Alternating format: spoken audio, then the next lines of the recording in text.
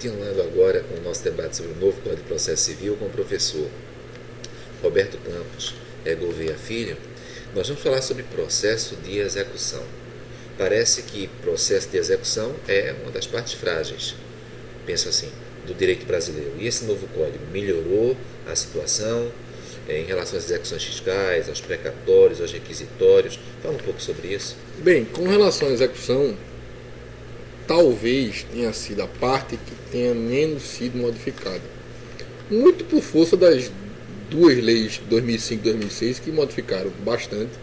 Primeiro, a execução da sentença, que costuma se rotular de cumprimento da sentença, até pelo título mesmo do texto, embora eu ache que ali há dois momentos: há o cumprimento, que é o momento em que o executado tem, na verdade não é executado ainda, é condenado, tem para pagar voluntariamente, se franqueia ele o cumprimento, e a execução, quando ele não paga, o Estado vai atrás, a requerimento.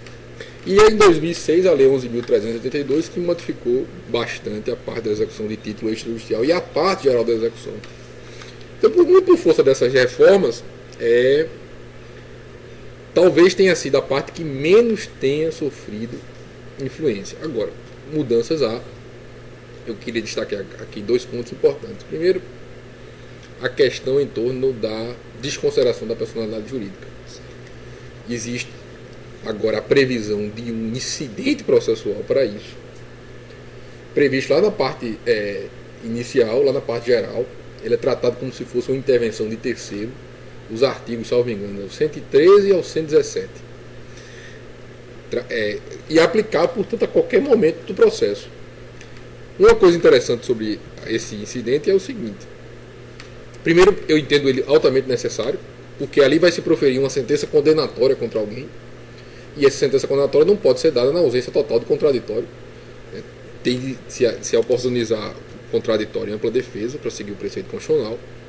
No sistema atual nós temos as hipóteses em que cabe a desconsideração, e eu não quero nem entrar aqui na polêmica se, por exemplo, no direito tributário, aquela hipótese do artigo 135, as hipóteses do artigo 135 do CTN são realmente de desconsideração, ou aquilo é outro instituto. Enfim, eu não quero nem entrar.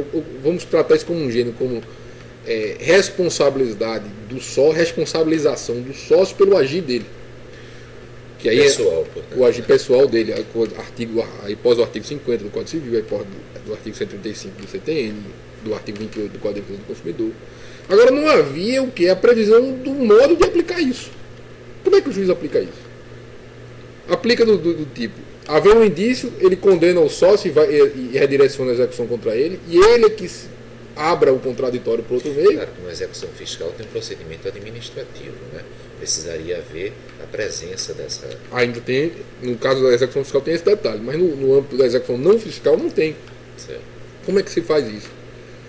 Por exemplo, na Justiça do Trabalho, não existe, da parte trabalhista, sequer a hipótese. A desconsideração deve se dar em tal hipótese. Em tese, deveria se aplicar o Código Civil. Ocorre que a jurisprudência trabalhista criou uma hipótese, ou hipótese de desconsideração, sem haver também a questão do procedimento. Então, esse procedimento hoje tem que ser respeitado. Toda vez que for o caso de redirecionar o feito a outrem, sócio da empresa. Inclusive na desconsideração inversa. O texto é claro nesse sentido. Explica um pouquinho o que é desconsideração inversa. A desconsideração inversa, que começou muito no âmbito do direito de família, ela se dá toda vez que ocorre de forma indevida e ilícita transmissão do patrimônio do sócio para a sociedade para fim de burlar interesse de credores do mais diversos. Inclusive, isso começou mais no âmbito do direito de família, do cônjuge, né? Tirava aquilo da esfera pessoal e aquilo iria para a pessoa jurídica, e na pessoa jurídica se diluía, né?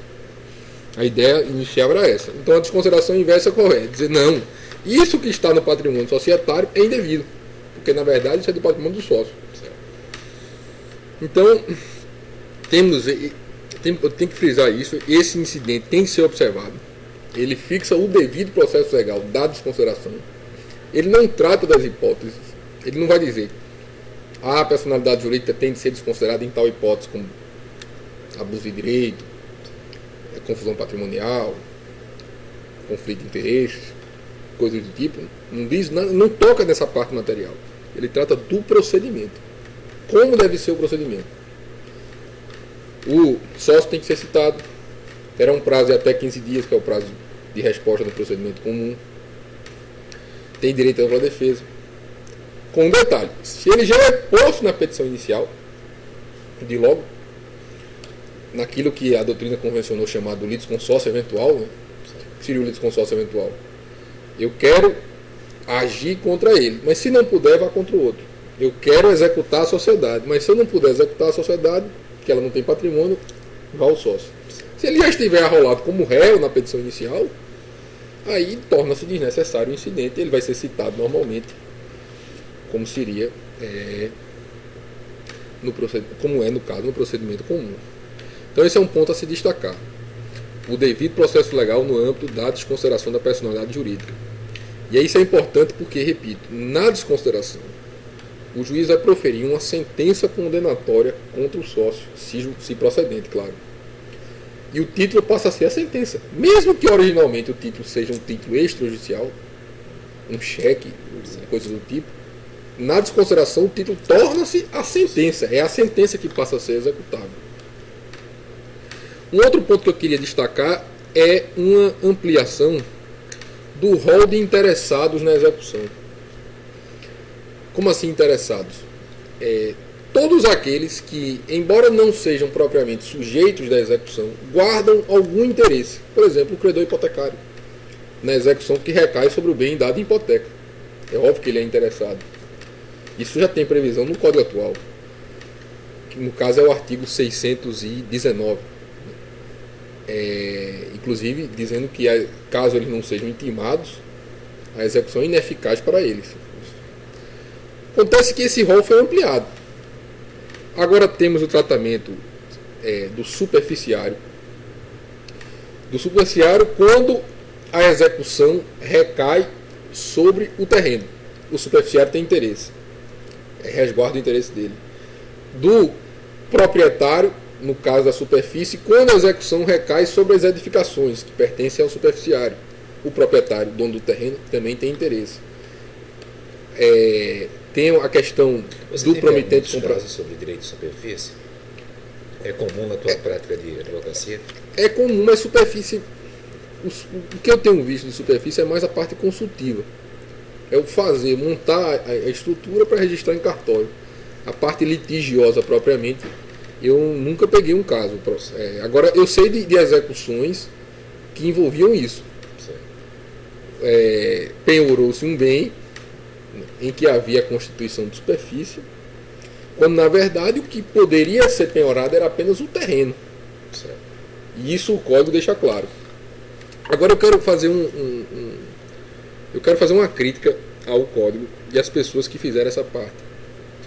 Houve uma ampliação muito grande do rol daqueles que são interessados na execução e por isso têm de ser intimados. Mas esqueceu-se de um, que para mim é o mais importante, que é o possuidor. O possuidor que não tem título nenhum que institucionalize sua posse. E esse é que é para ser o mais protegido. Aquele que tem a coisa sem um título formal algum. Um registro, um contrato sequer. Isso é típico de nossa realidade imobiliária. E aí o que acontece? Eu já peguei casos assim. De a execução correr, ele não tem nada a ver com a execução. A dívida não é dele. O imóvel está registrado em nome de outro.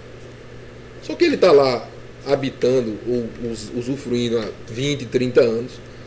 O oficial de justiça não toma sequer o cuidado de saber a pessoa que realmente lá se encontra.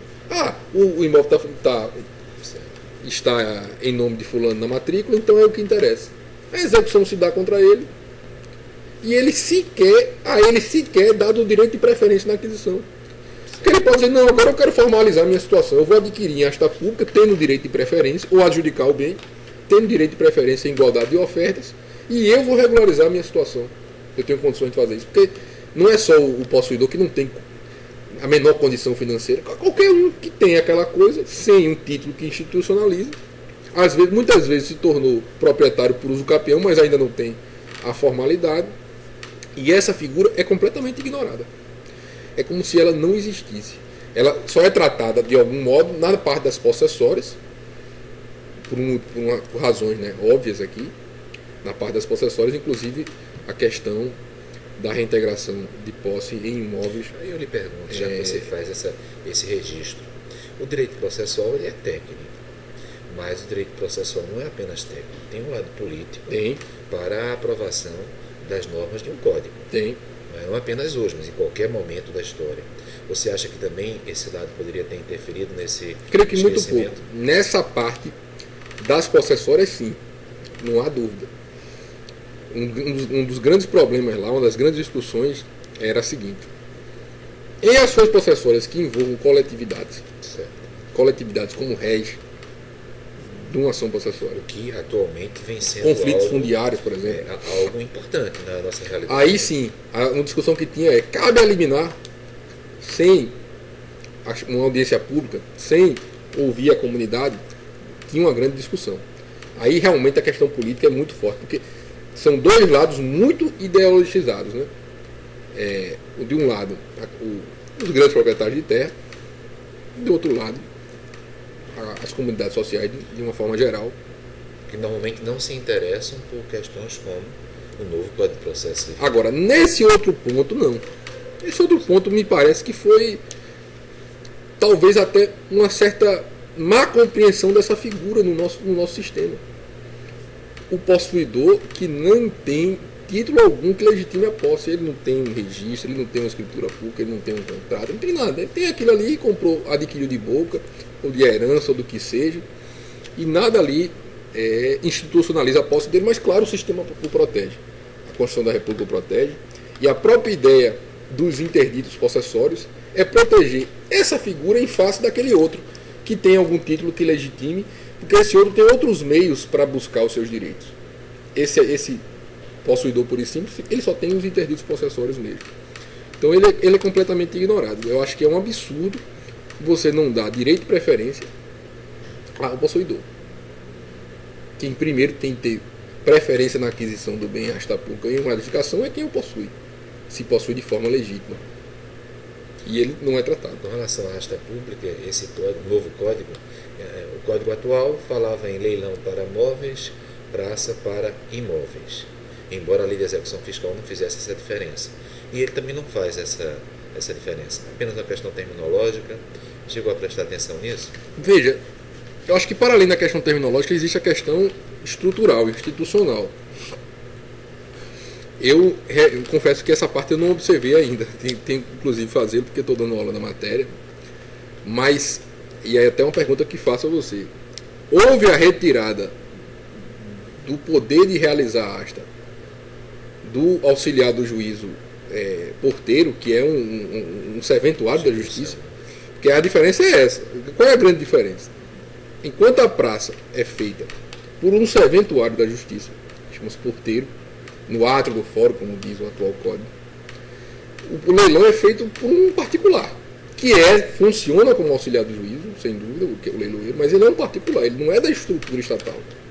Se tudo foi transferido ao leiloeiro, isso vai até na ideia, numa das ideias do código, que é, digamos assim, não vou usar o termo privatizar, mas possibilitar que alguns atos processuais possam ser praticados por agentes não estatais. Agentes não estatais. O leiloeiro, embora ele funcione como auxiliar do juiz, ele tem deveres perante o Estado, mas não é membro da estrutura judiciária, como é o serventuário que realiza a praça. Esse é um ponto bem interessante.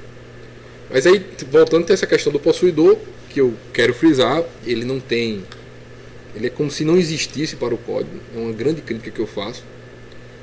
Ainda na execução, e aí vendo os aspectos mais pragmáticos, talvez o grande problema, o ponto central de tudo, seja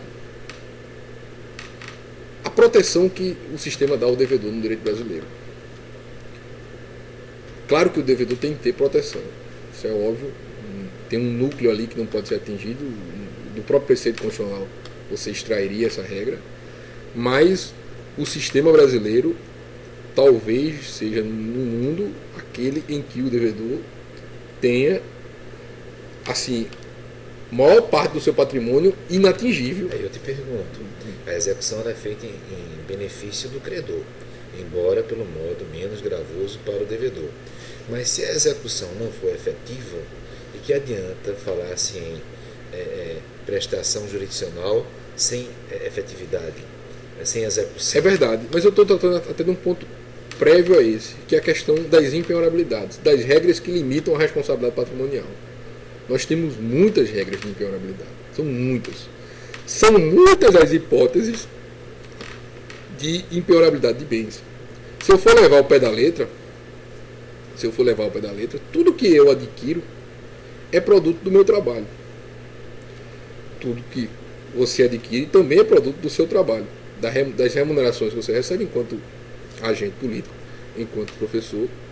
E em tese, tirando no sistema atual aquela hipótese lá da impenhorabilidade do valor até, agora me foge a memória, 10 salários mínimos em caderneta de poupança, nada mais é penhorável. Porque qual é a diferença entre um imóvel que você adquire com o produto do seu trabalho e o dinheiro que você tem com o restante daquele produto do seu trabalho que você não utilizou? A jurisprudência do STJ, de um tempo para cá, ela refluiu sobre o ponto. Disse não. Tivemos dificuldade nessa área. Tivemos dificuldade. Só como provocação. Porque qual a diferença do salário de uma pessoa que recebe 500, 600, 800 reais. Outra coisa é o salário de uma pessoa que recebe R$1 milhão. Sem dúvida. Então houve um projeto de lei aprovado, embora tenha sido vetado, que estabelecia um limite para a impenhorabilidade do salário. E atualmente não há esse limite, a jurisprudência do STJ fixa. Mas tem um detalhe. O que eu quero dizer é o seguinte: tudo bem, você ganha R$1 milhão por mês, mas eu tenho que observar o período remuneratório. Tudo que passar o período remuneratório, tudo que sobrar do período remuneratório, deixa de ser propriamente salário, vira patrimônio. Porque senão não teria diferença. Eu ganho R$1 milhão por mês e a cada mês eu compro uma BMW. A BMW é penhorável. Qual a diferença da BMW que eu compro e dos 300 mil que eu acumulei? Eu acumulei, aquilo ficou como investimento. Aquilo não é mais salário. Mas você define no início, uma redução, uma restrição? Não, além disso, atualmente não tem. Além disso, eu creio que tem de ter sim um limite. A partir daqui, deixa de ser dignidade da pessoa humana, enquanto ser humano médio, e passa a ser alto padrão de vida. E quem tem dívidas, e aí porque a gente olha sempre o lado do credor como sendo o mal, né? Dá uma ideia de o credor é o banco. Embora a atividade bancária seja uma atividade de crédito por excelência. Mas é preciso também respeitar. Agora o credor pode ser o Estado, o credor pode ser um trabalhador. E quando o credor não tem os seus créditos adimplidos, os juros, que no Brasil não são baixos, são altos, também podem sofrer com isso, porque é insegurança.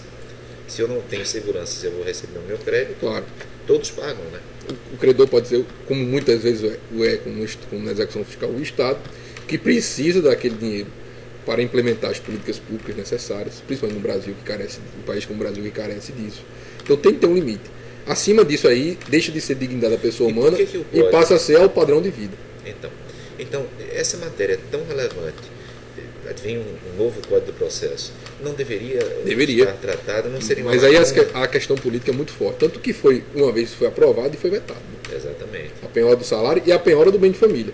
Afora as hipóteses da lei, a ideia era que o bem de família fosse penhorável quando ultrapassasse 1.000 salários mínimos. A época era R$350 mil. Hoje é beira 800 mil. Digamos que 800 mil... Eu lembro que 60 salários mínimos é alçado para os juizados especiais federais. É isso? Então 40 para o Estado.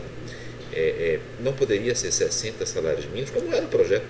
Como era. Limite. Mas o Código preferiu evitar o assunto. E a do bem de família também. Exatamente. O bem de família até determinado valor. E tem um outro detalhe, que aí é uma questão meramente de interpretação e a jurisprudência que tem que tratar. Existem dois tipos de impenhorabilidade. Existe aquela impenhorabilidade que eles dizem nata, que é do que é inalienável, e existe a impenhorabilidade do que é disponível, que é um direito que é dado ao devedor, mas que ele pode abrir mão. Por exemplo, O bem de família, não o bem de família do Código Civil, porque aquele submete a um registro e há uma necessidade de autorização judicial para alienação. Mas o bem de família em geral, que é o da Lei 8.009, ele não pode ser alienado? Eu não posso alienar o meu apartamento? Eu sou solteiro. Eu posso alienar meu apartamento. Alguém pode me impedir de vender meu apartamento? Perfeitamente. Então, se eu posso alienar o meu apartamento, vender meu apartamento, eu posso dar o meu apartamento em penhora. Posso ou não posso? Mas agora, eu dando ele em penhora, vou poder daqui depois, em 5 anos, quando a asta pública for marcada, dizer o bem é impenhorável e anula tudo? Tem sentido isso? me parece que o Código perdeu uma oportunidade de tratar. Deixar isso claro, mas isso é um problema dá para resolver já no sistema atual. Mas estamos com dificuldade. Se aquilo é, e na execução fiscal isso é muito importante, porque na execução do Código de Processo Civil, a nomeação do bens à penhora, que é um direito do devedor, acabou. Mas na execução fiscal, a nomeação do bens à penhora continua. Então, se eu nomeio um bem à penhora, que é um bem que, embora empenhorável, é disponível, eu vou poder depois me opor. Agora, não é disponível, dar o bem em penhora é uma disponibilidade, tal como vender. Você vai poder se opor a isso, é um problema de interpretação que a jurisprudência do STJ, acho, tende a seguir, digamos, essa linha mais para a efetividade. Parece que no momento ainda não chegamos. Não é uma coisa consolidada. Esse estágio, né? Um entendimento certo. Não, realmente, isso aqui é disponível, então você abriu mão da impenhorabilidade. Perfeito. Então, Roberto, vamos falar um pouquinho também sobre as questões de safra. Não é? Porque no Brasil nós temos esse fenômeno. Não é? As questões repetidas, as questões de safra, outros nomes. Esse código deu um tratamento, ao seu ver, adequado às questões? Caminhou muito, né? É um dos pilares do novo código. Eu falei da autonomia da vontade, questão dos negócios processuais. Um outro pilar é o problema das demandas repetitivas, demandas de massa. O código utiliza a expressão demandas repetitivas, né? Até o termo, o nome do incidente é incidente de resolução, IRDR, né? Incidente de resolução de demandas repetitivas. Caminhou muito. E mais para que tenhamos penso, a questão das demandas repetitivas melhor solucionadas, porque qual é a ideia das demandas repetitivas? São demandas que se assemelham, não são iguais, não é a mesma causa de pedir, não é o mesmo direito, são direitos individuais homogêneos, direitos que têm alguma similitude entre eles. Eu, como você, somos proprietários de um imóvel predial urbano, submetemos a legislação tributária municipal do IPTU a uma modificação para todos que se entende ilegal, que seja, e há uma homogeneidade entre nossos direitos. Para que realmente nós tenhamos um sistema de resolução de demandas repetitivas adequado, há de haver a observância dos precedentes judiciais. E aí? Uma coisa é casada com a outra. No momento em que a jurisprudência ela não se manifesta estável, falamos em STJ algumas vezes, uma sessão de STJ se pronuncia em um determinado sentido, pela reunião de turmas, e logo mais adiante vem um julgamento monocrático, um julgamento de uma turma que já participou da sessão em sentido diverso daquele que foi decidido na sessão. Isso cria, em relação, assim como nós temos a insegurança legislativa com a mudança constante de leis, também podemos ter uma insegurança jurisprudencial com a mudança de jurisprudência. O que é que tu pensas nisso? É um grande mal do sistema, né? E o Código Justiça seja feita, ele tem ferramentas para diminuir essa insegurança. Primeiro, questão do tratamento das demandas repetitivas. Lembrando o seguinte, no âmbito dos tribunais superiores, STJ e STF, no nível da recorribilidade extraordinária para o Supremo, especial para o STJ, nós já temos o mecanismo de dar uma solução única para as demandas repetitivas, que é o recurso especial repetitivo e o extraordinário repetitivo, que existe desde 2006, que é o artigo 543B do CPC vigente. Eu já ouvi alguns falando que recurso extraordinário repetitivo está previsto no projeto pela prever. Não, nós já temos recurso extraordinário repetitivo, que é o 543B. O que me permite te perguntar o seguinte: por que é que os processualistas esquecem tanto da legislação dos juizados especiais federais, o pedido de uniformização de jurisprudência, Que já vem desde 2001, né? que serviu tanto como experiência, não é, para o que você falou há pouco, o recurso especial, repetitivo, recurso extraordinário. O que acontece seria o fato de que umas matérias são até 60 salários mínimos. Isso interessa pouco à doutrina? Acho que tem vários aspectos. Preconceito é um deles, com certeza. É um certo preconceito. E errado, né? É erradíssimo, porque Errado, o volume de demandas, mas há um preconceito, sim. Sobre no isso, tratamento. Até 60 salários mínimos é um volume de demandas impressionante. Não é? E o novo CPC ele vem com a possibilidade de tratamento uniforme das demandas expeditivas no âmbito dos tribunais inferiores, leia-se, tribunais regionais federais e tribunais de justiça. E as turmas recursais? Nós estamos na Justiça Federal. Então, é interessante também pensar sobre as turmas recursais. Ontem, um juiz de turma recursal chegou a falar sobre as mudanças do Código, o Flávio Roberto. Então, as turmas recursais também não deveriam ter um certo espaço quando o Código fala em conceito de acórdão. Uma decisão de turma recursal poderia também aí ser encampada como um acórdão? Não é? Houve um esquecimento no novo Código de Processo Civil? Não, eu acho que não. O que há é o seguinte, que a submissão também dos juízes dos juizados, incluindo a turma recursal, ao precedente do tribunal, a quem ele é vinculado. O IRDR, o julgamento de IRDR vai atingir as causas naquele tribunal, as causas que tramitam na primeira instância no procedimento comum e as causas que estão nos juizados. Só uma provocação, porque normalmente os juizados especiais eles são compostos pelo próprio juizado, pelas turmas recursais, quando há um confronto entre turmas recursais de mesma região. A Justiça Federal está dividida em 5 regiões.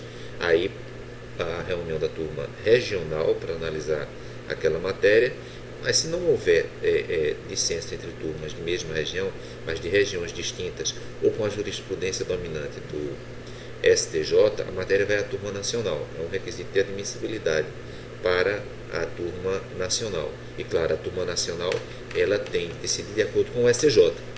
Então, dentro desse sistema, que é um sistema à parte, às vezes, e muitas vezes, pode acontecer de uma turma recursal estar decidindo diferente de um Tribunal Regional Federal na mesma região, porquanto o sistema recursal é para a turma nacional. Porque há um grande problema aí.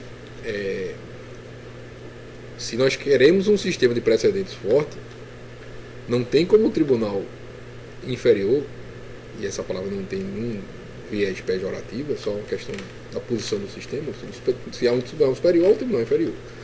Não tem como o tribunal inferior não seguir a orientação que vem de cima. Certo, mas mesmo com essa perspectiva, Roberto, ou seja, que na verdade o recurso contra a turma recursal, a decisão da turma recursal não é para o Tribunal Regional. Não é para o Tribunal Regional. É para a turma nacional. Turma nacional. E a turma nacional está na abrangência nacional. O que é que vai acontecer aí? Vai ter um impasse entre a turma nacional e o TRF. É uma questão muito interessante. Pode ter esse impasse. E a doutrina fala. Isso tem que ser quem vai ter que resolver o STJ ou o Supremo, dependendo da matéria.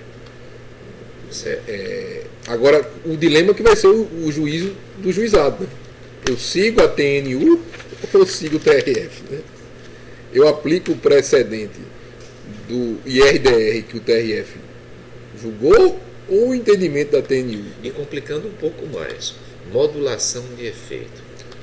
Nota, modulação de efeito no Supremo Tribunal Federal já era um problema, porque algo poderia ser visto como inconstitucional, mas teria validade durante o período indicado pelo Supremo. Isso já cria uma certa instabilidade. Se a gente estende, como se estendeu, a modulação de efeitos para os tribunais superiores, para outros tribunais. No Brasil nós temos o Superior Tribunal de Justiça, Superior Tribunal Militar, Tribunal Superior Eleitoral, enfim, Tribunal Superior do Trabalho.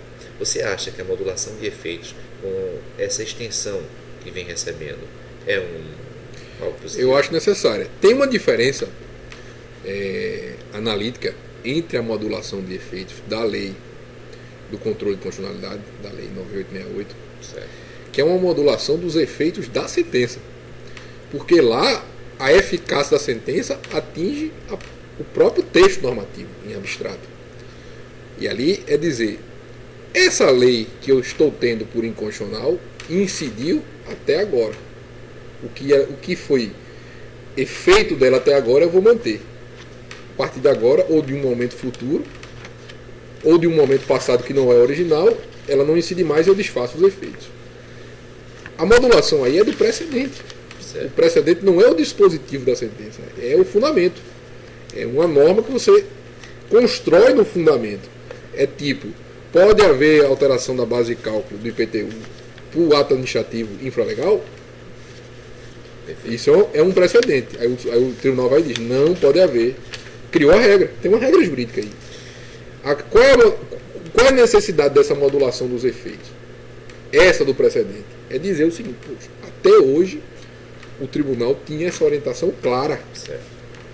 E tem casos pendentes ainda que não chegaram aqui por vários motivos. Lembra o crédito prêmio do IPI, né? Certo. Que é um caso bem emblemático nesse aspecto. Né? Houve realmente uma mudança no entendimento do Superior Tribunal de Justiça, refluindo daquele entendimento original. Outro caso emblemático que ocorreu poucos meses depois, que é a aposentadoria de ex-combatente.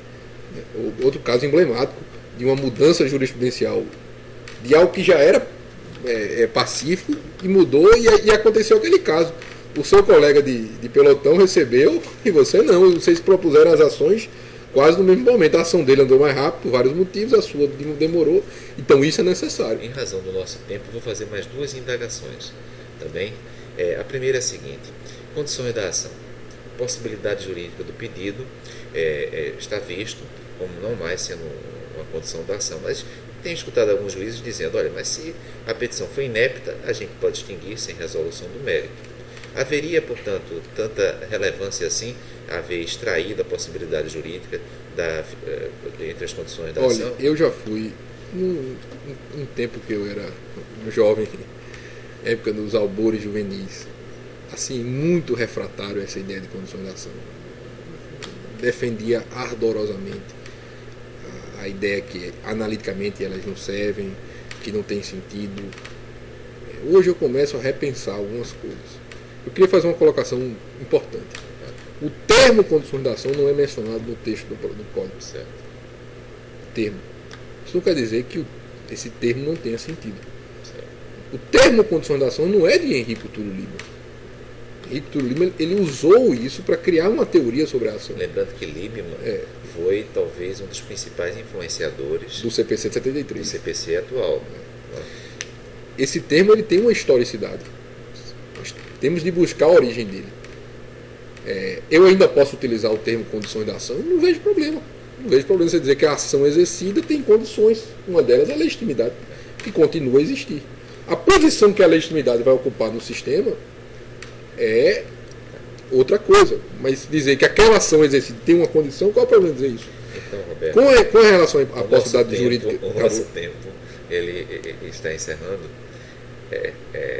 Mas como vocês podem ver, está sendo, né, uma oportunidade enorme, né, interessante demais para a gente escutar o Roberto. Eu te agradeço. Não, que agradeço eu por ter vindo, e eu espero que você venha em várias outras oportunidades. Sempre que participando for chamado, eu estarei aqui de prontidão.